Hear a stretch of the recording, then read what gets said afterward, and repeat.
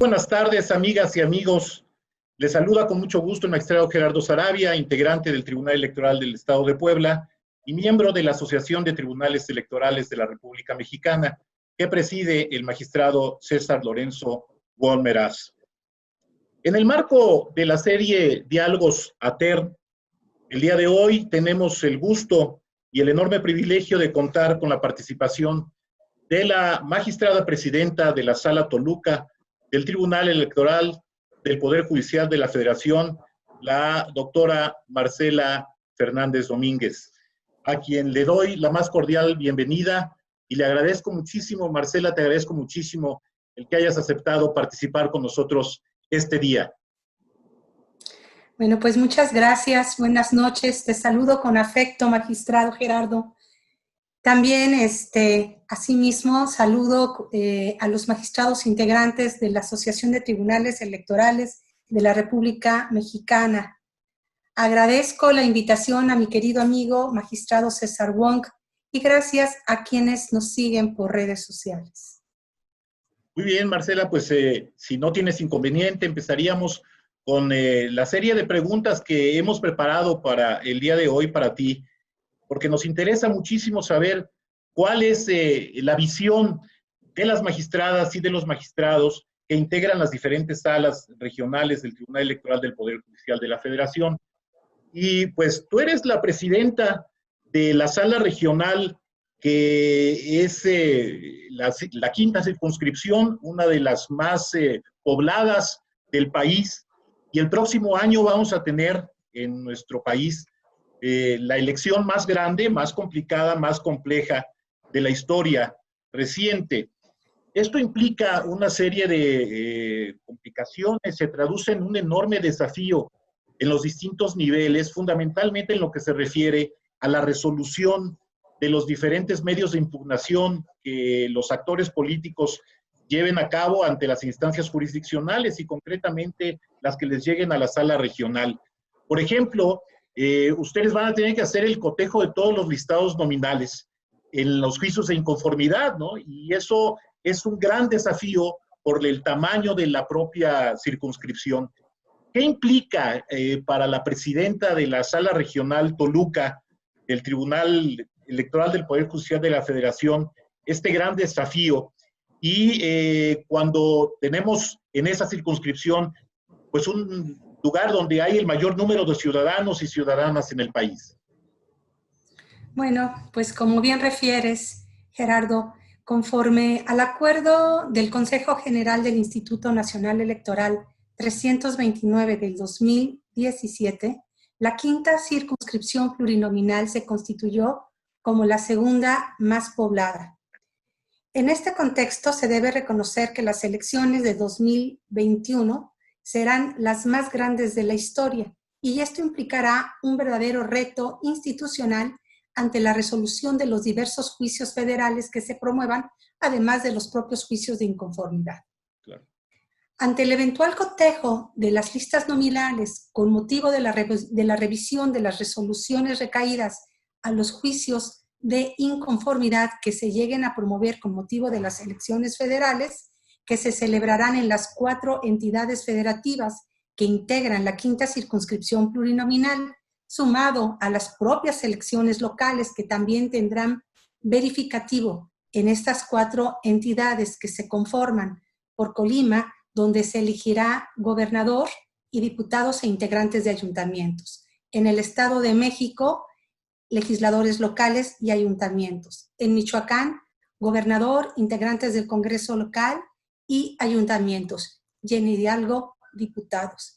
De ahí que en los procesos de nuestra competencia, la Sala Regional Toluca tendrá que analizar las actas de los cómputos distritales a fin de verificar que brinden certeza respecto de los resultados de las elecciones. Al efecto, Sala Regional Toluca cuenta con la capacidad y el personal profesional necesario para realizar las diligencias correspondientes a fin de dotar de certeza a los actos relativos a los resultados electorales, diligencias que se realizarán con la celeridad y oportunidad necesarias conforme a las directrices que al efecto determine el propio órgano jurisdiccional. Por otra parte, debo decir que en cuanto a los retos de presidir la Sala Regional Toluca, uno de los mayores desafíos, sin lugar a dudas, será asegurar su evolución y fortalecimiento en un entorno de estabilidad y certidumbre, garantizando siempre que los principios de la actividad jurisdiccional, independencia, imparcialidad, objetividad, profesionalismo y excelencia estén presentes. La eficacia de la institución se mide no solo cuantitativamente, sino primordialmente de manera cualitativa. Esto es, por el índice de confianza de sus procedimientos y la previsibilidad de sus resoluciones judiciales, por la objetividad de su interpretación y la contundencia de su argumentación, por la difusión de sus sentencias y su contribución a la cultura de la legalidad, y sin lugar a dudas, por la apertura de la información y la transparencia de sus procesos internos. Para avanzar en esta dirección, Sala Regional Toluca seguirá dando la más alta prioridad a la adopción de las mejores prácticas y a los más altos estándares de calidad en sus actividades, tanto jurisdiccional como administrativa. Debo mencionar que como resultado de las elecciones federales y locales que se celebraron en 2018, hoy nuestro país vive una nueva correlación de fuerzas políticas, donde la función de Sala Regional Toluca adquiere relevancia y trascendencia, ya que la recomposición interna de los institutos políticos hace previsible que aumentarán los respectivos juicios para la protección de los derechos político-electorales del ciudadano, en razón de que este medio de impugnación se ha posicionado en la sociedad como un recurso judicial efectivo para salvaguardar tales derechos. Conferiremos la más alta prioridad a la construcción de un piso común de derechos para la sociedad, con especial atención a los grupos más vulnerables y discriminados. Impulsaremos nuevas visiones e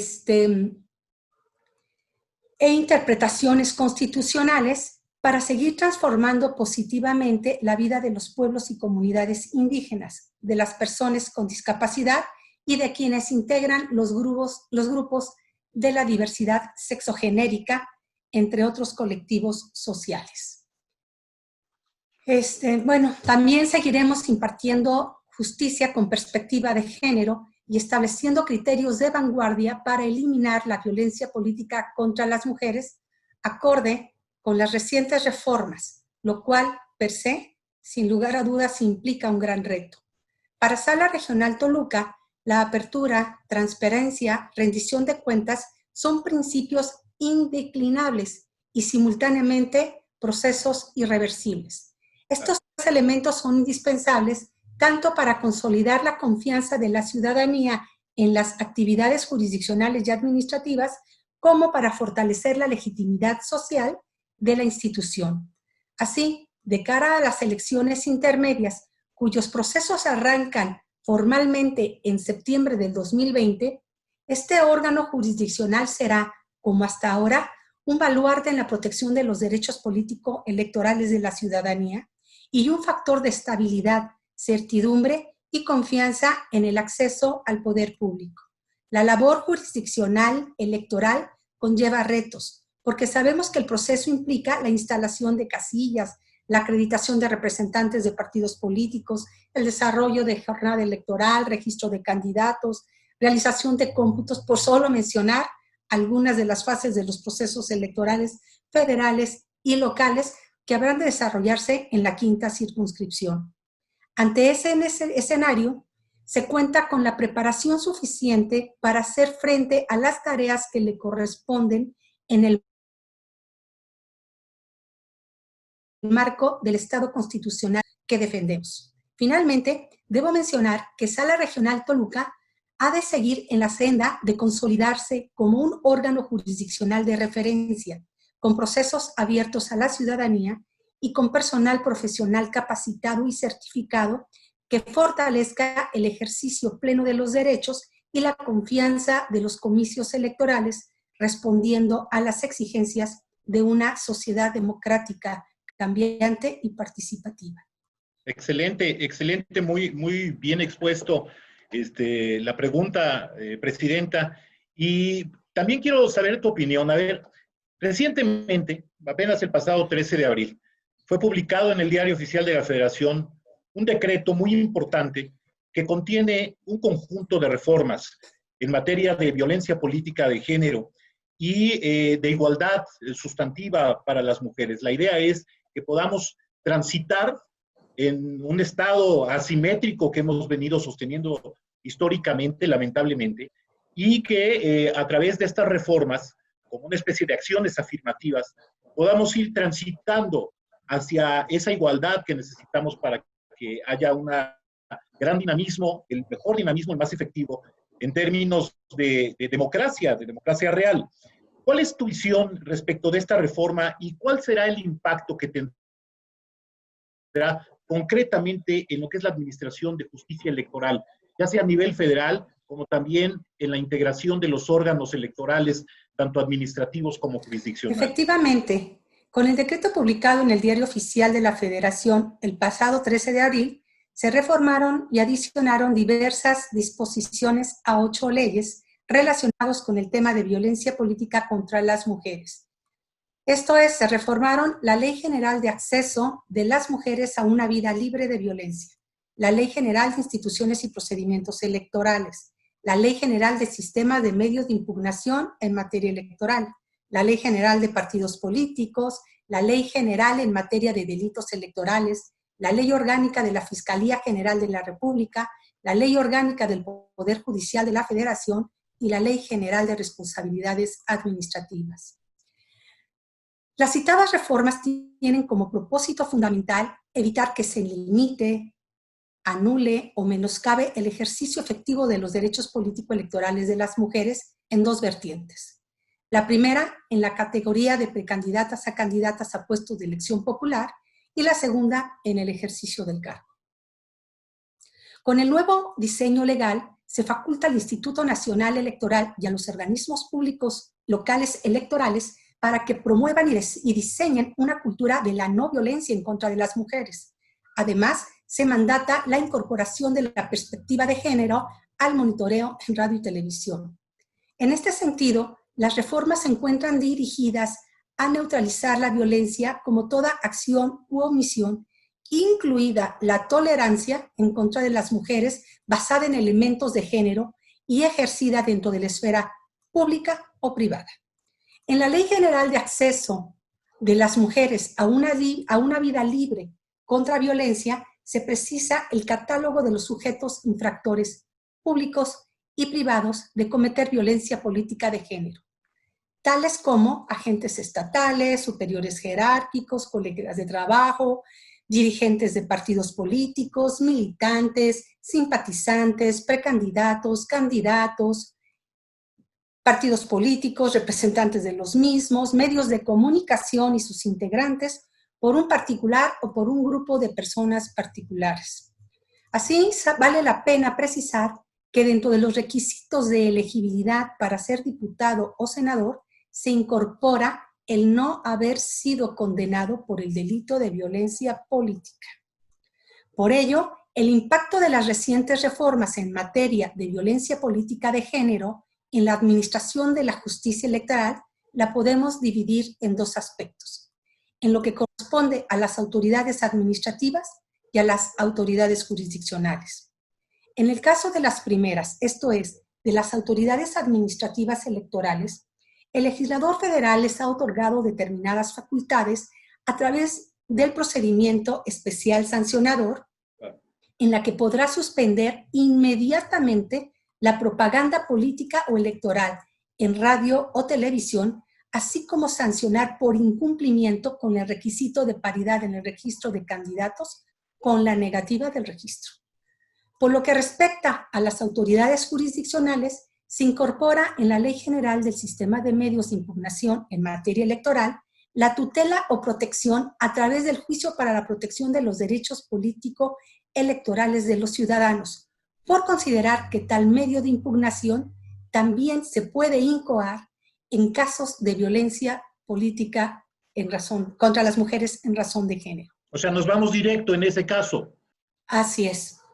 Con tales medidas, Bueno, sí, en algunas cuestiones, sobre todo en aquellos asuntos en los que se ejerce violencia política contra las mujeres en razón de género cuando se ocupa un cargo de elección popular.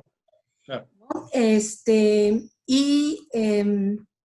En los otros supuestos, en principio me parece que tendría que agotarse el procedimiento especial sancionador.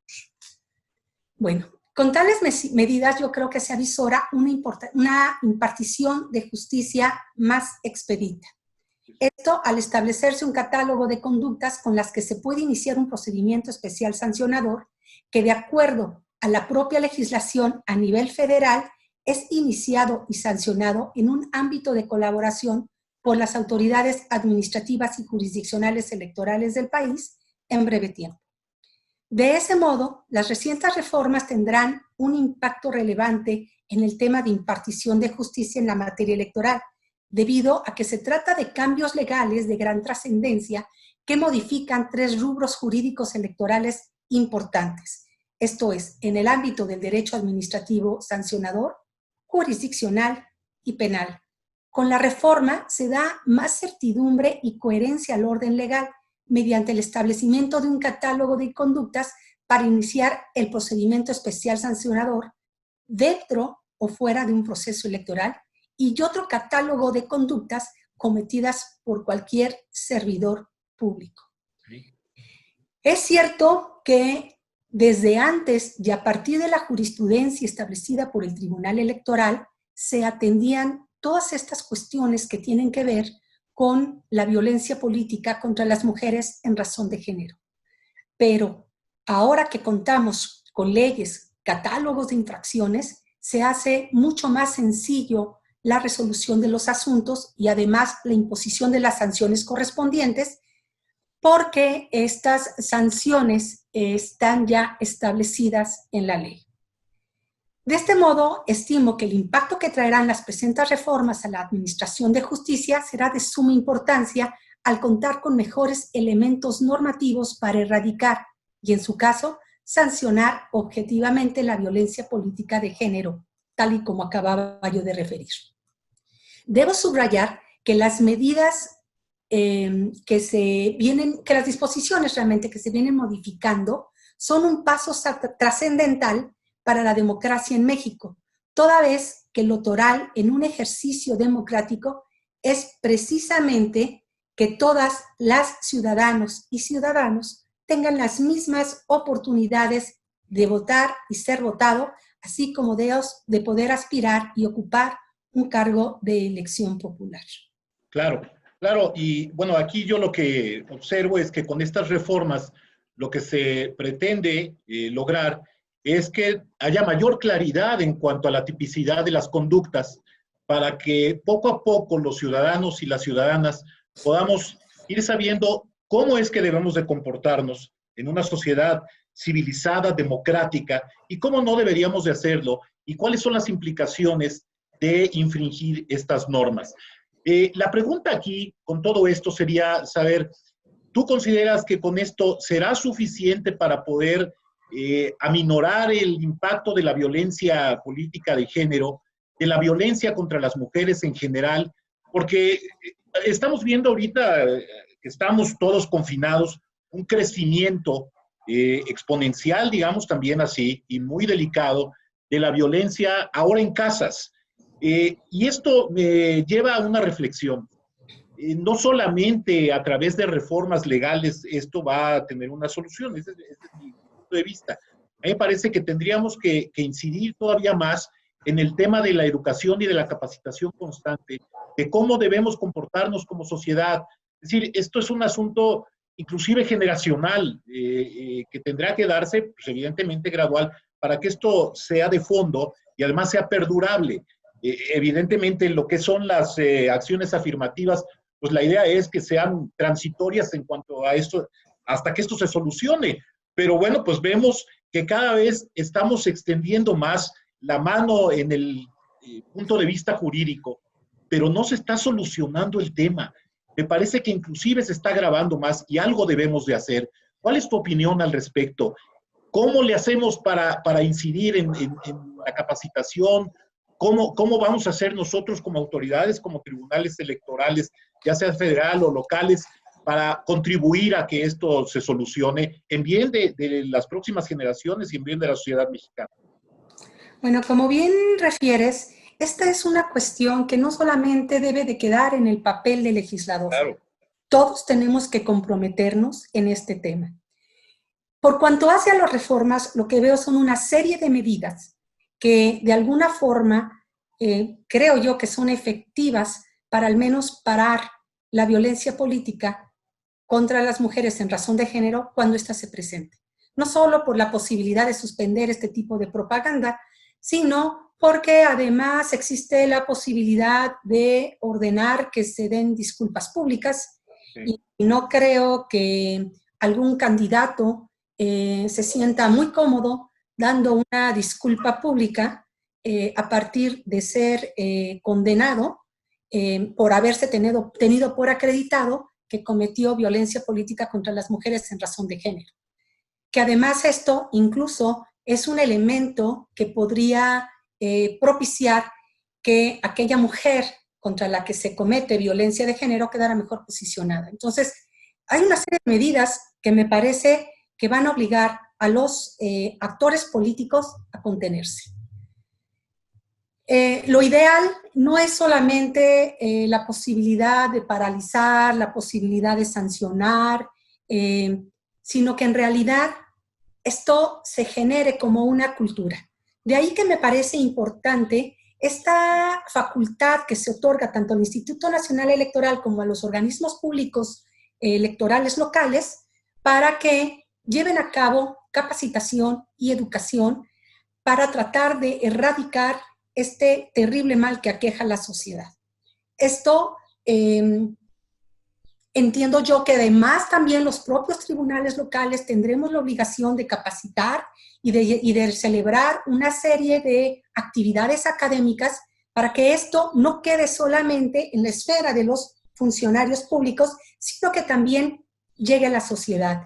Me parece muy importante esto porque se deja de normalizar este problema y el problema deja de ser poco a poco invisible. Sin lugar a dudas, se requiere en todo esto de políticas públicas que vayan acompañadas y creo yo que se trata de una educación que tendría que venir desde el kinder y desde los hogares. Lo que pasa es que vivimos en un sistema en el que por muchos años esto ha parecido oculto y donde nosotras mismas, las propias mujeres, además de la literatura, la religión y educamos en valores que ahora sabemos que han generado no nada más la violencia contra las mujeres, sino que a las mujeres se les mantenga fuera del ámbito público. Claro, es un cambio de conciencia. Pero aquí yo lo que destaco es que con estas reformas se manda un mensaje muy claro a la ciudadanía.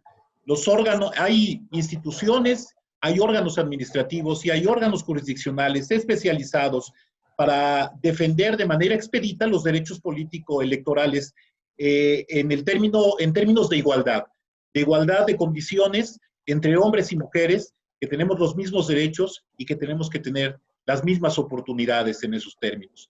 Y esto tiene que ver con el fortalecimiento de esas propias instituciones. Por eso yo he estado muy atento y he seguido tu trayectoria en el ámbito electoral y he observado que has participado en diferentes foros con anterioridad, en donde te has pronunciado con relación a este fortalecimiento y a esta presencia que deben tener los órganos jurisdiccionales locales, como son los tribunales electorales de los estados, en favor de lo que significa la autonomía presupuestaria en estas instituciones. Esto para nosotros es muy importante porque consideramos que de esa manera pues podría garantizarse, por una parte, una asignación de recursos presupuestales adecuados, suficientes para poder desempeñar nuestras tareas cotidianas, y por otra parte, como una especie de consecuencia prácticamente directa, salvaguardar la independencia de nuestras actuaciones. Cada año tenemos que estar yendo a cabildear a los legislativos con el ejecutivo de los estados, nuestros presupuestos, que es muy malo y además es dispar, es decir, no hay una fórmula concreta para poder uniformar con elementos objetivos cómo debe de ser la asignación presupuestaria en los tribunales electorales. ¿Cuál es tu opinión al respecto, magistrada? Bueno, como bien refieres, he participado en algunos foros, concretamente en el denominado La importancia del federalismo en la justicia federal, que se llevó a cabo en el mes de octubre del año pasado en el Tribunal Electoral del Estado de Hidalgo. Hidalgo, sí. Ahí se comentó, entre otros aspectos, que el federalismo consiste primordialmente en la distribución de competencias para privilegiar la actuación de los tribunales electorales locales en la resolución de las controversias que surjan en el ámbito estatal, para no monopolizar el poder y dejar que sean solamente las instancias federales las que se encarguen de solucionar los conflictos en materia electoral, aunado a que se deben adoptar medidas necesarias que permitan avanzar en la autonomía e independencia de las instancias jurisdiccionales electorales locales, como así lo prevé nuestra propia norma fundamental. Al respecto, en aquella ocasión enfaticé la necesidad imperiosa de que los organismos jurisdiccionales electorales locales cuenten con autonomía presupuestal para garantizar su funcionamiento y no operar limitadamente, luego de que se les modifica su proyecto de presupuestos por el Poder Ejecutivo, ¿no? De ahí que, en mi opinión, debe ser exclusivamente el Poder Legislativo local quien decida cuánto le corresponde a los tribunales electorales locales, pero también mediante principios de eficacia y eficiencia. Para contextualizar el tema, es importante destacar que a través de la reforma electoral de 2014 se estableció que los magistrados de los tribunales electorales locales deben ser designados por la Cámara de Senadoras. La importancia de esta reforma reside en que en antaño eran nombrados por los congresos locales. De ahí que el propósito esencial de esta reforma consistió en asegurar la autonomía e imparcialidad en los tribunales electorales locales. La experiencia ha mostrado que la designación de los magistrados a cargo del Poder Federal aún sigue evidenciando áreas de oportunidad para salvaguardar su independencia, tales como establecer precisamente directrices indispensables y pertinentes en aspectos presupuestales, porque esta parte quedó sin una regulación.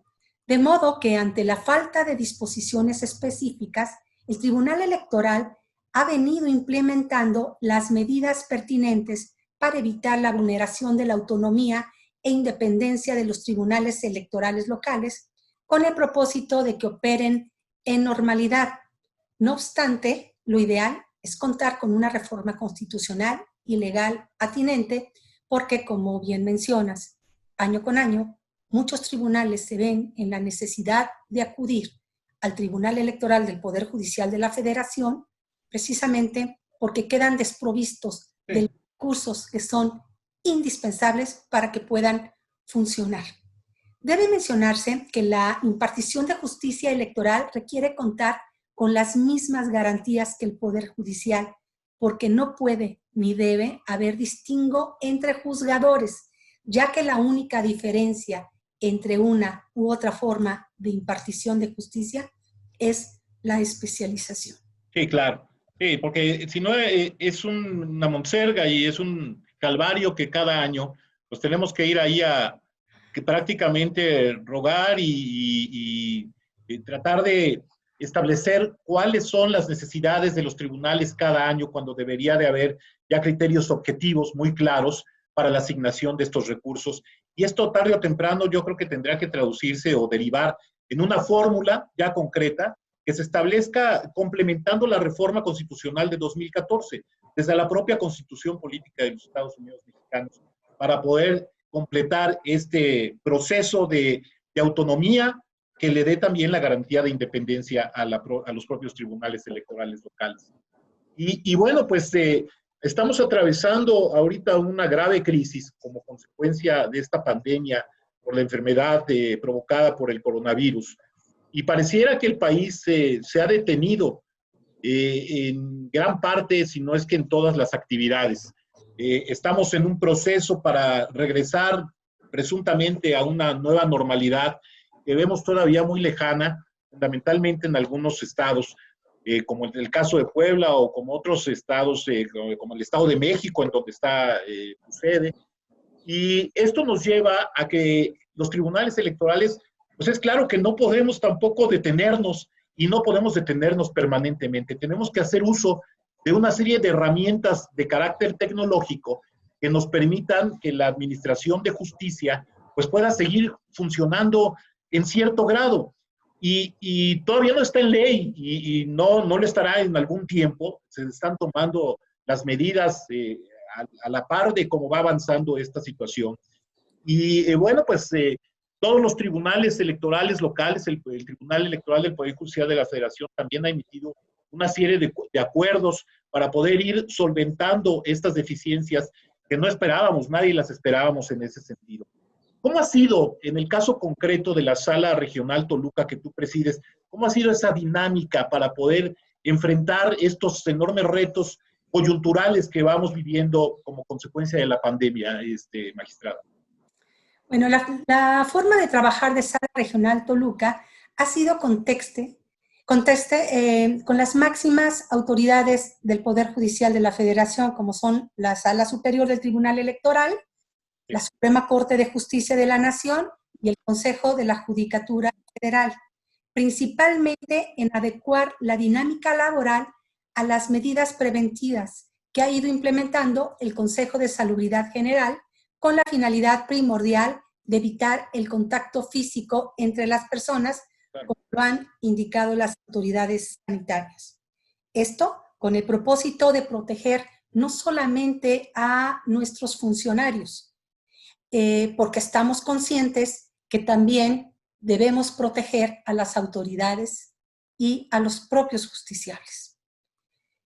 Debo enfatizar que esto ha sido sin paralizar la actividad jurisdiccional, ni descuidar en ningún momento el óptimo funcionamiento de la misma, para así brindar a la ciudadanía una adecuada impartición de justicia y protección a sus derechos político-electorales.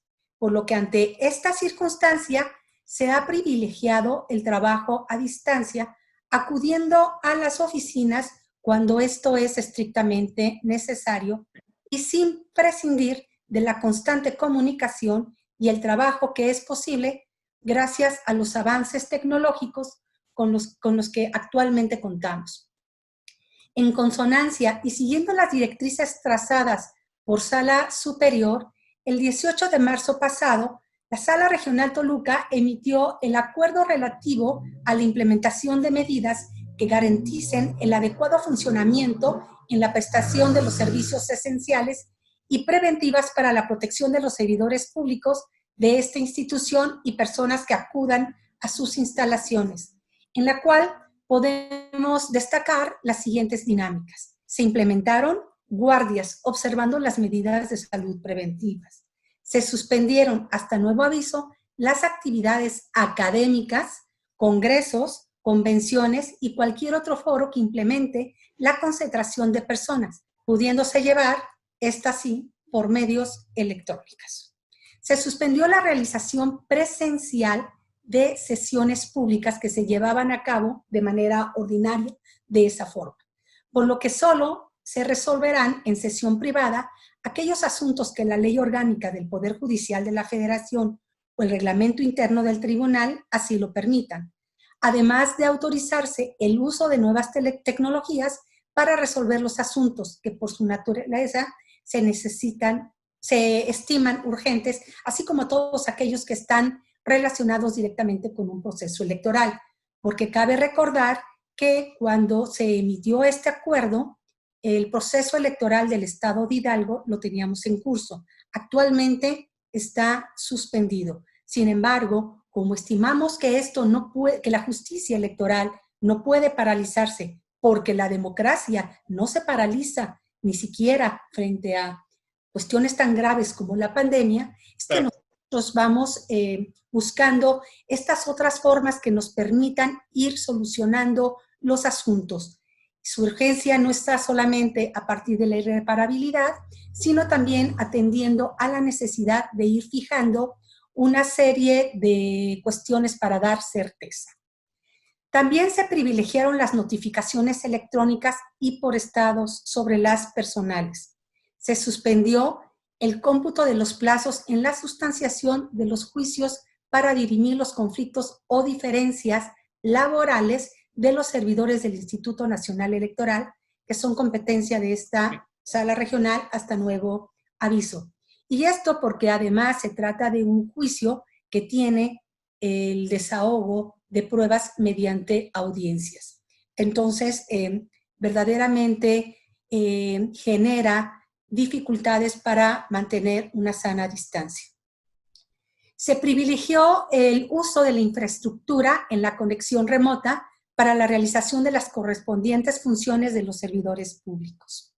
Bajo esta tesitura, cabe destacar que el 26 de marzo, Sala Superior del Tribunal Electoral del Poder Judicial de la Federación aprobó el Acuerdo General 2 del 2020, por el que autorizó, entre otros puntos, a las salas regionales la discusión y resolución no presencial de los medios de impugnación, materia de su competencia, como medida de carácter extraordinario y excepcional con motivo de la pandemia originada con motivo del virus COVID-19, con una vigencia que dependerá de la situación sanitaria por la que atraviesa el país, garantizando en todo momento el acceso a la justicia y el derecho a la protección de la salud de las personas, así como observando los principios de transparencia y máxima publicidad de las resoluciones que se emitan, con lo cual, insisto, se evita la paralización. En el mismo sentido, ante la situación sanitaria que atraviesa este país, el 2 de abril la Sala Superior aprobó el Acuerdo General 3 del 2020, por el que se implementó la firma electrónica certificada del Poder Judicial de la Federación en los acuerdos, resoluciones y sentencias que se dicten con motivo del trámite, turno, sustanciación y resolución de los medios de impugnación, lo que ha permitido a Sala Regional Toluca la implementación de este mecanismo en el ejercicio de sus atribuciones. Finalmente, el 16 de abril siguiente, Sala Superior aprobó el diverso Acuerdo General 4 del 2020, por el que se emitieron ciertos lineamientos que concedieron a las salas regionales la atribución para la discusión y resolución de manera no presencial de los diferentes medios de impugnación por medio de videoconferencias, así como para la celebración de sesiones públicas que ya se encontraba latente desde el Acuerdo 2 del 2020. Como se observa, lo que se busca es que seguir adelante con la justicia electoral, no paralizarla, pero eso sí, cuidando que todas las medidas que se han establecido en materia de salud.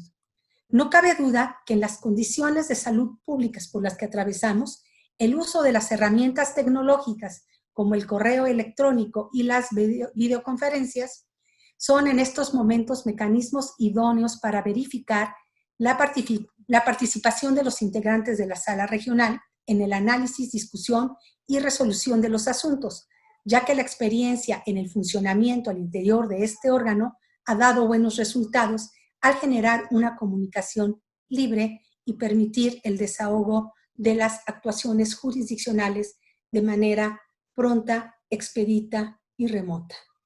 Es muy importante que los órganos electorales y fundamentalmente los jurisdiccionales pues no nos paralicemos de manera permanente y vayamos tomando las acciones que se vayan presentando para poder demostrar y además mandarle el mensaje a la ciudadanía de que estamos ahí trabajando y estamos para ellos, porque para eso fuimos creados.